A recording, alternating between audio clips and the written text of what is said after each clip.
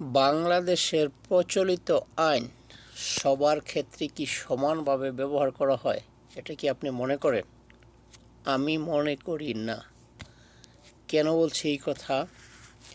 আমাদের বাংলাদেশের ছোট পর্দার একজন জনপ্রিয় অভিনেত্রী, মানুষে বলে, আমি বলি না, উনি এয়ারপোর্টে 14 বোতল ড্রিঙ্কস অর্থাৎ নেশা জাতীয় 14 বোতল নিয়ে ধরা পড়েছিলেন।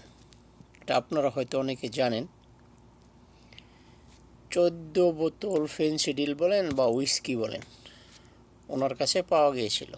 তারপরেও উনি সুন্দরভাবে গাড়িতে চড়ে বাসায় পৌঁছে গেছেন। আর এই যে আমি, ছোট্ট একটা মানুষ, সাধারণ একজন মানুষ, আমি যদি নিজে ড্রিঙ্ক করার জন্য 1 বোতল উইস্কি নিয়ে যাই, আমি কিন্তু ঘরে পৌঁছিতে পারবো না, আমার বাসায় আমি যেতে পারবো না। আমাকে যেতে হবে 14 শিকের ঘরে। ঠিক আছে? এই জন্য আমি বলি, বাংলাদেশের প্রচলিত আইন সবার ক্ষেত্রে সমানভাবে ব্যবহার করা হয় না। ঠিক আছে? Money is the power.